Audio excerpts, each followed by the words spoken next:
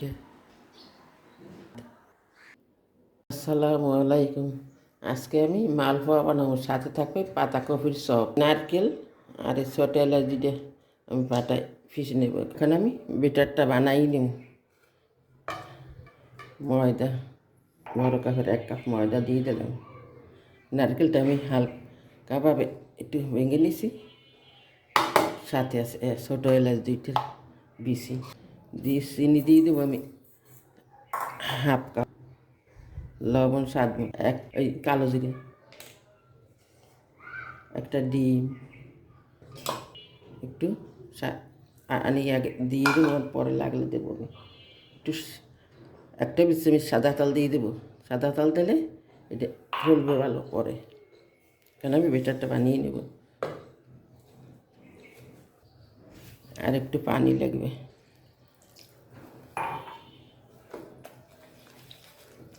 পাতলা বানানো যাইবে না, একেবারে ঘনও বানানো যাইবে না। এইভাবে এই বেটারটা বানিয়ে এখন আমি 6 ঘন্টার জন্য আমি রেখে দেবো, নাইলে মালপোয়া ভালো হয় না। এখানে আমি রেখে 6 ঘন্টারও বেশি আমি তেল দিয়ে দিছি অনেক বেশি, 250 গ্রামের বেশি। এখানে আমি মালপোয়াটা ভেজে নেব। বিসমিল্লাহির রহমানির রহিম। মিঠা দিয়ে বানাইলে দেখতে সুন্দর হয়, আমার কাছে মিঠা নেই, আমি তো বানাইতেছি চিনি দিয়ে। মালপোয়া বলে, কেউ মারকসা বলে। ছোটোবেলায় বাবাই বাজারে গেলে বই থাকতাম, যেন বাবাই মালপোয়া নিয়ে এই খাবো। এখন তো এই জিনিস হারাই গেছে। আমি এক সাইড হয়ে গেছে, অপার সাইডটা আমি উল্টেই দেবো। মিষ্টি দিলে এনে কালারটা সুন্দর হতো, মিঠে নাই। এই পিঠেটা খাইতে দিলে এতটা স্বাদ,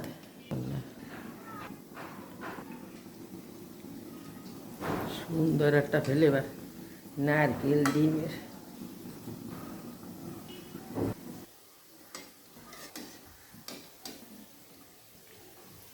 ফুলে টই টুম্বুর হয়ে গেছে।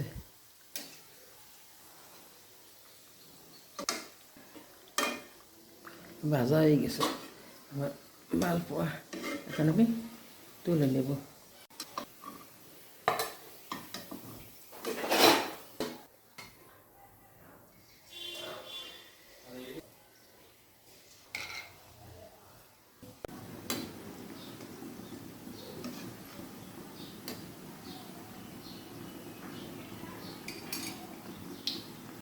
ভাজা হয়ে গেল আমার মালপোয়া পিঠে, খাইতে সেই স্বাদ। পাতাকপির চপ বানাবো আজকে আমি। পাতাকপিটা আমি ধীরে ধীরে করে কেটে নেব।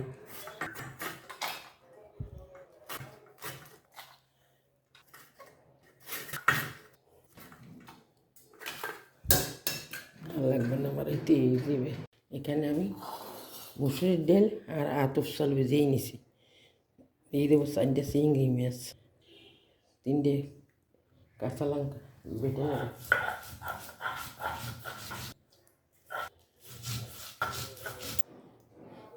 চিংড়ি মাছ, কাঁচা লঙ্কা একসাথে আমি বেটে নেব। বেসন দেবো না, ডালটা একটু মিহিন করে বেটে নেব। ডালটা আমার বাটা হয়ে গেছে, পাতাকপি দিয়ে নিয়েছি, এটা পরে আমি দিয়ে দিলাম। বেটারটা বানিয়ে নেব। হলুদের গুঁড়া দিলাম 1/2 চামচ, মরিচের গুঁড়া 1/2 চামচ, কাঁচামরিচ দিছি আমি কেটে, লবণ স্বাদ মতো, পেস্ট কুচি। এখন আমি একসাথে বেটারটা বানিয়ে নেব। চিংড়ি মাছটা দেওয়া অনেক, এটা খেতে দেন এত তলার। আমি এখন ফ্রাই প্যানে ভেজে নেব। তেল দিয়ে দিলাম 200 গ্রামেরও বেশি। বেটে বানানো হয়ে গেছে, এখন আমি ভেজে নেব। বিসমিল্লাহির রহমানির রহিম। এইভাবে পাতাকপির চপ বানাই খাই দেখো।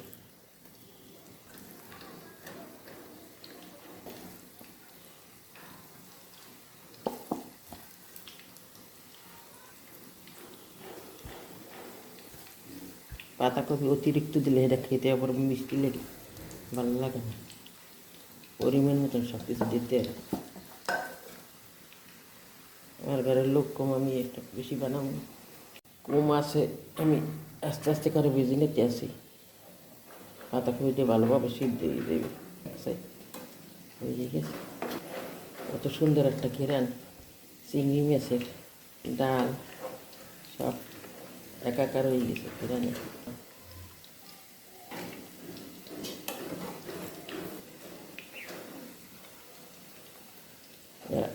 এটা এমনিও খাওয়া যাবে, ভাত দিয়ে খেলেও খাওয়া যায়, মুড়ি মাহাই খেলে এটা ভালো।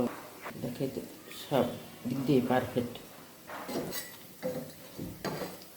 সেটটা হয়ে গেছে, বানান নিয়ে গেলে আমার ঝটপট পাতাকপির চপ।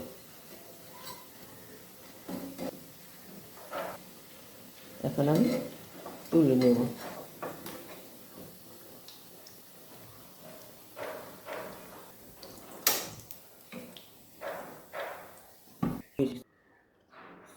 চিংড়ি মাছ দিয়ে ঝটপট পাতাকপির চপ বানানো।